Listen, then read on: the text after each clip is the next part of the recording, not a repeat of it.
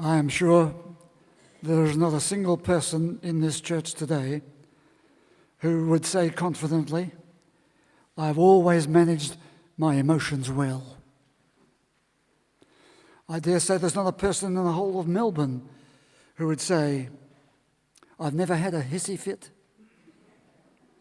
I've never had one emotional storm. I'm always on an even keel. 60-year-old Nigel said to me, I'm generally an introvertish kind of fellow, but I get so angry with one particular politician. I get really annoyed when someone chops into me in the traffic.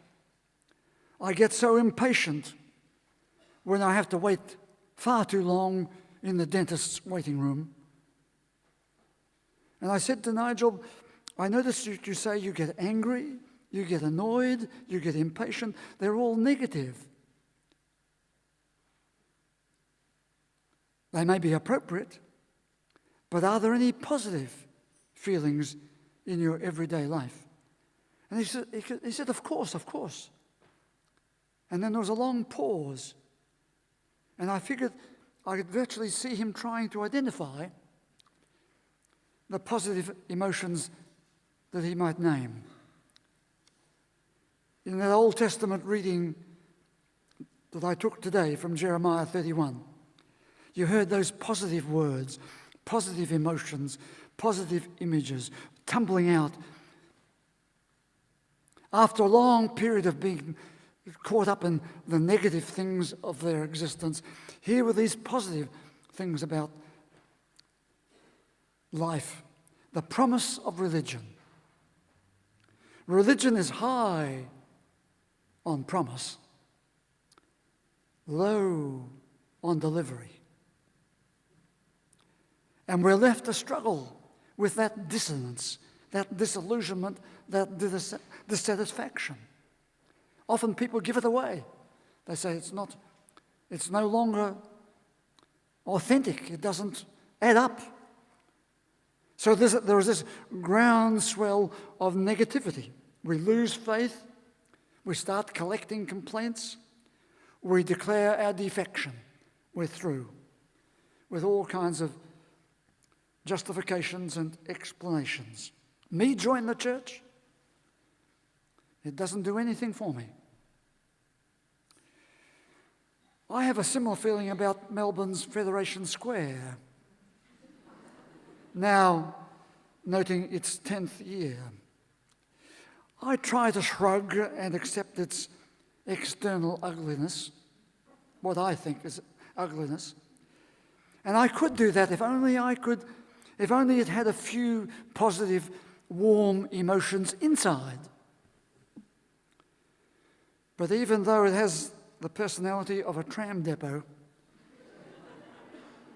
some colourful picture or item surely could transform it. But there it is. This church was once like that.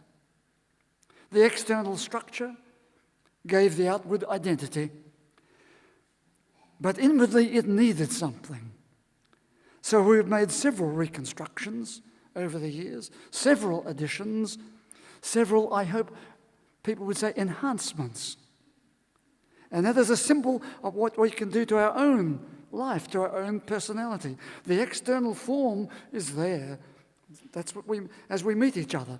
But the inner feelings, the inner core, that which shapes our behavior, the injection of that active vitality that the New Testament today talked about, that active vitality into our spirits, that's what we need. That construction is needed as an addition, and we need to give it some attention. So like the church building, we too experience life events. The roof sometimes leaks.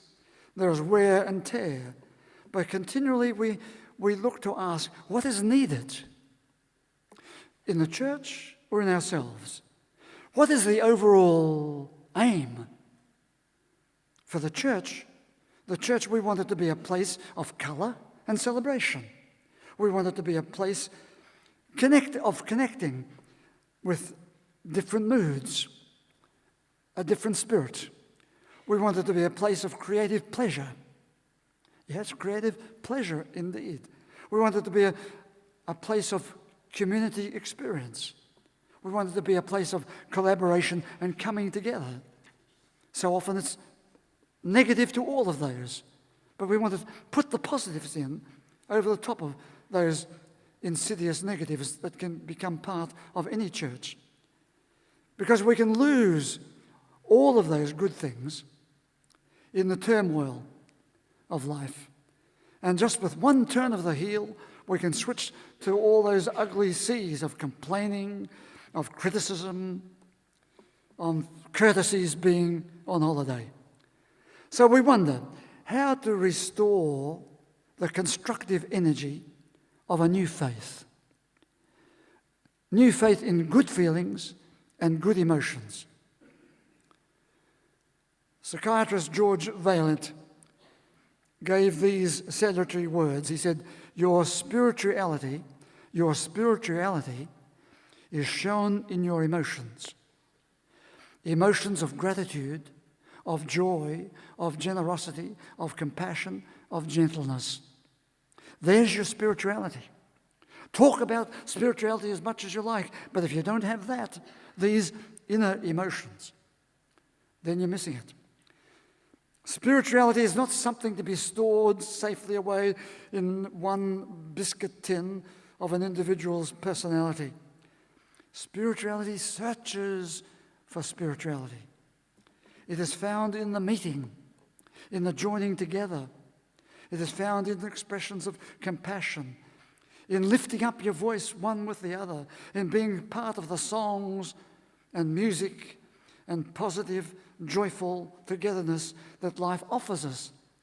And we're vastly the richer as we can become part of those processes and experiences. But we need to turn to the science of it all, the science of these feelings and emotions. You'll have heard many people at various perches in life, very erudite, very knowledgeable, down to wherever we happen to be. And they're railing on about science is there and religion is over here, and religion needs to get itself sorted out.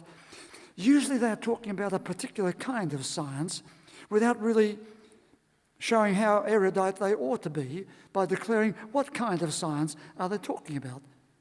They're usually talking about the hardware, or what is often called the hardware sciences of physics and chemistry and so on, of the methods of science in the hardware field. They speak and act as if the software sciences don't exist, or they're so inferior that somehow they don't count. One aspect of the software science is our human emotions. So we can pause for a short time today, perhaps, to hear what the software sciences say about our human emotions. It's important for us to do just that, because you probably watched a television program the other night, and I've mentioned this the other day to some of you, about the post-traumatic stress disorders. And one particular doctor said they asked whether he could cure post-traumatic stress disorders, and he said, well, I can't cure memory, so how can I do that? If I could cure bad memories, then perhaps I could cure your post-traumatic stress disorder. So his science went a little bit awry at that point, because whilst you can't cure bad memories, you can do something else with memory. Many other things can be done with it, and we need to listen to this other kind of science that can deal with memories in a different way. Studies have now shown that people who experience positive emotions more frequently than they experience negative emotions survive longer than those who experience more negative emotions. So these particular journals that I carry around with me from time to time, both of these journals, in different ways, are expressing the science of these emotions, the software field. So that's one issue that we need to hear. Another is, it is common knowledge that people who experience and display more positive emotions than negative are better social companions. Science teaches us that. We know that from our experience. They're better social companions. They are more amenable in their friendships, and they're people easier to be alongside. That's putting it straight. But then here come the studies to show that.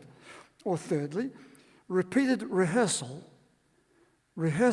repeatedly and repeatedly retrieving negative autobiographical memories will have a high tendency to produce negative feelings, negative moods, and negative behaviour, and negative well-being. Well, we know that, but we need to hear it, because that's what we're often doing. We are bringing into the present time repeatedly the negative things that have happened to us, the negative memories. And fourthly, there is the belief and the assumption that one's social world will respond sympathetically and positively to our negative moods and emotions. Well, but I have news for you. That's not always the case. Studies show that the social world, your social world, will more likely respond negatively to your negative moods, to your negative emotions. Your social world is more likely to be evasive and resistant, or even aggressive, and thereby produce an increase in negative mood and negative emotion. Negative moods and negative emotions can deceive us into believing that with greater intensity of those feelings, those negative feelings, you will produce a positive result in your social world. That is to say, the person will achieve a positive objective and will feel better, thus receiving a positive mood state. In fact, the opposite is often the case. So we need to hear that when we're looking at our emotions. You've heard people say, I thought you were angry with me. And I wasn't angry with them. It can happen with you too. So people misidentify emotions. And they then respond as if they were right. So they think you're being angry with them, they become angry, or they become withdrawn, or they become confused, or we all become guilty. And so we have this clustering of emotions, and is it any wonder we can't work our way through them? Repeated experiences of wrongly identified emotions can undermine your relationships, can undermine your self-worth, and your sense of who you are. You lose your confidence. So we need to look at these emotions that are such realities in our everyday life. It is notable that in one of these journals, Dr. Lisa Barnett from Harvard University, from the Harvard University Medical School, wrote in her article, do you know what her article was called? Emotions Are Real. And she said, for more than a century, scientists have been grappling with the question of whether or not emotions are real. How can a science of emotion exist if emotions are not real?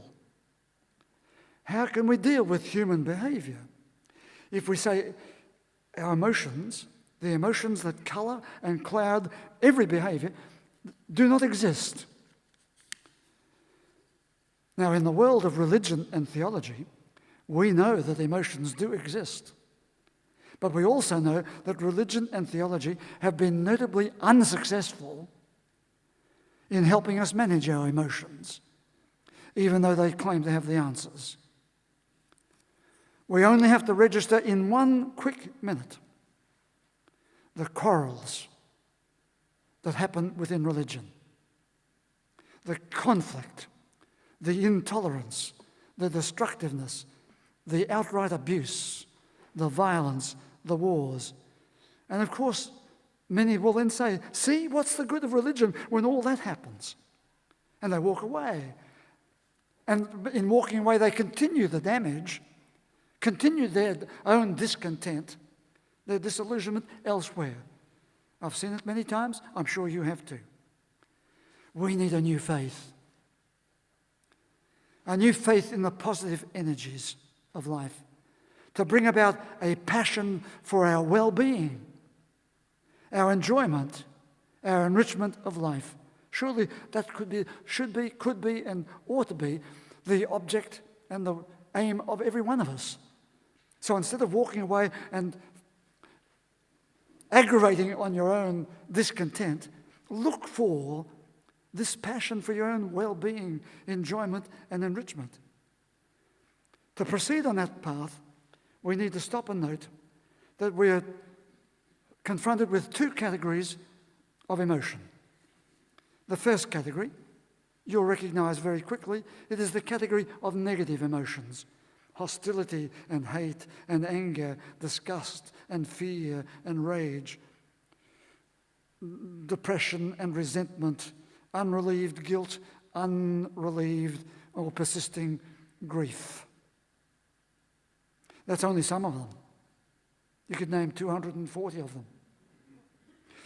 But then there is the second category of emotion, the positive emotions, of generosity, of goodness, of tenderness, of happiness, of care, of compassion. And you've heard me talk about the ease, excitement, ecstasy, exuberance, ebullience, and all of those.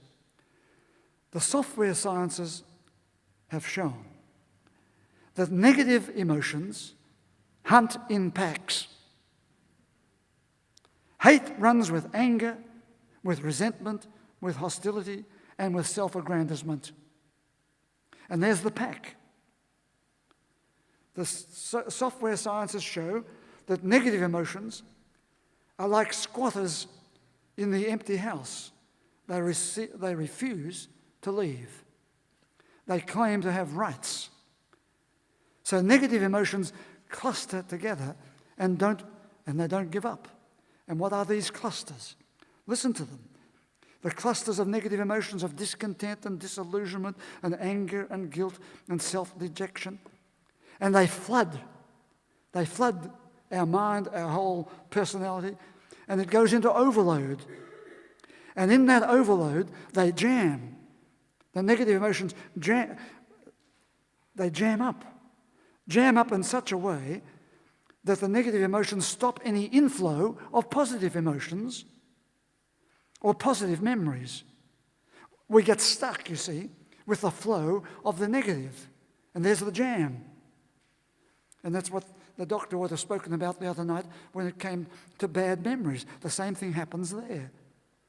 That we can get so caught up in the bad memories and all that happened to us in the trauma of life, post-traumatic stress disorders. Those traumas can be so overpowering, so overwhelming, that everything gets blocked. There's a jam takes place. And in addition to this flow of overload of negativity, there is no flow in of the positive. And we can't reach out to the positive environments anymore. Negative emotions and mood can make a person very miserable, that's for sure. We can become quite ill. And it can take the expression of really difficult, destructive behavior. We can become, and that behavior and those emotions can easily become part of our whole personality. So we only need to see the person coming towards us. And we have a picture of the personality that's going to unload in front of us. We need to look for some relief. And I'm going to put it to you today that relief comes in 5 ways. Am I talking about other people? No, I'm talking about ourselves. I'm talking about you, or indeed I'm talking about myself too. Relief comes in 5 ways. And I'm going to just touch on them quite briefly. First, relief comes by recognition. Recognize that negative moods, negative emotions, negative memories, No matter how right you may feel they are, no matter how appropriate you think you're being, no matter how real they may take, what form they may take in taking command of your world, your mind, or your life, they are negative. And we need to recognize they are negative. And we need to say, and what is their aim? Recognize them for what they are, and then recognize their aim. If their aim is to create positive emotions in somebody else, have a rethink. Recognize that that's not likely to happen. So that's the first thing. Do some recognition. Good science splits these things up, you see, and says, recognize something. Number two, we need to enter some form of regulation of our negative emotions. Emotional regulation means taking control, being able to contain your negative flow, suppress the sharp, pointy ends of your negatives. Regulation or containment is an important issue. That containment means reducing the intoxication of the negatives. We get intoxicated by them. We've got to reduce that intoxication. Emotional regulation means focusing and calling into play more and more positive emotions, positive moods, positive memories. That's part of the regulation. Not only holding in check the negatives, but bringing in the friendly stuff. Let them come in. Number three is resilience. I've spoken about it many times before. Resilience means finding ways to bounce back, bounce out of your negativity, back into the positive vitality, rather than being held for too long in your negative states. And fourth, we need a reconstruction. Just as I was suggesting we needed it at Federation Square, just as we've done something within this church, a reconstruction is necessary. It is not enough to just recognize the need. It is not enough to regulate our emotions. We need to do some reconstruction. Reconstruct our positive emotional states. We need to specifically identify behaviors and spaces and situations that lead to the reconstruction of positive states. Reconstruction, to actually put things in place. And fifth, the last one, emotional and situational enhancement is something we need to think about. Our own self-enhancement, our emotional enhancement, our situational enhancement. Negative memories and moods and emotions, all those negatives, diminish us. They shrivel us up as personalities. They can even destroy our best life. If you want a life worth living, look for emotions that enhance your life. Look for situations that enhance your life. Look for people that enhance your life. Settle for nothing less. Settle for nothing less. Now, I know that some of my critics would quickly say at this point, see, what did you get on Sunday morning? A psychology lecture. Well, good. Sadly, there are too few churches who could provide such a psychology lecture, and we need them. But it's more than a psychology lecture. Believe me, at the very core of the new faith, I speak of a positive energy. That is what faith is about. A positive energy strong enough to bring us into a religion that really works for us. We will all be different if we manage our emotions better. I think you'd believe that. Science shows that emotional life responses evolve across the lifespan. Contrary to the popular belief that youth is the best time of your life, one study showed that the peak of our emotional life may not occur until we're in our 7th decade, if you please.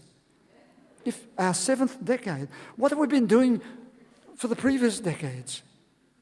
You see, with education and with learning, we will be able to advance this back into the 6th and the 5th and to the 4th decade. How will we do that? There is the goal.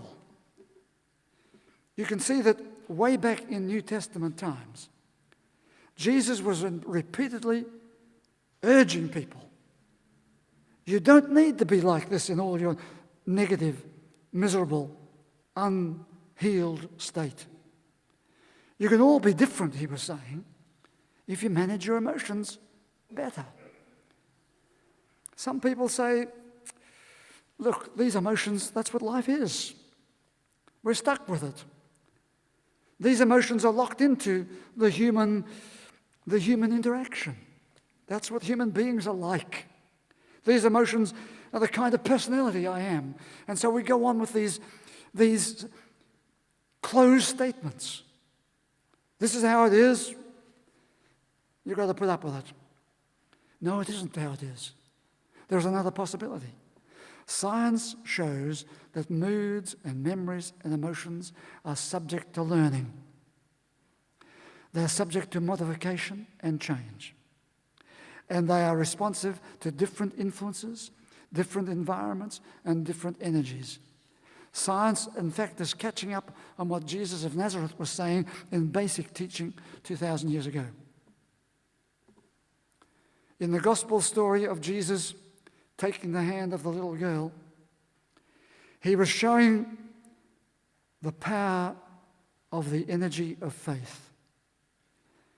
That energy, that positive energy over the negativity that was all around him. We can give in to all that negativity. In fact, you can become one with it so easily. That's the easiest way. But he said, we're not going to do it that way. Give her something to eat. He was saying, come on, be resilient. Leave your negativity and behave differently. Instead of being overwhelmed by your beliefs in life's deadness, start acting to enhance your own life and the life of others. Give her something to eat. We will all be different if we manage our emotions better. Would you please stand?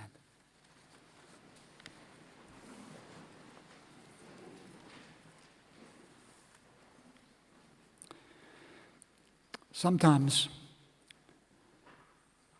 people remind me or ask me to make sure I say the traditional Lord's Prayer at the end of the service, as we frequently have done. Today I said, in the first prayer I used today, I said my version of the Lord's Prayer. But now at the end of the service, I invite you to say with me the prayer we all know, the Our Father. Our Father, who art in heaven, hallowed be thy name. Thy kingdom come, thy will be done on earth as it is in heaven. Give us this day our daily bread, and forgive us our debts, as we forgive those who trespass against us. And lead us not into temptation, but deliver us from evil. For thine is the kingdom, the power, and the glory, forever and ever. Amen. And the blessing. May the God you see in all the colours of creation arouse in you a sense of awe and wonder. May the God who is a sacred presence be real to you. May the God who is a source of inspiration and courage keep calling you forward. May your God go with you and bless you today and always.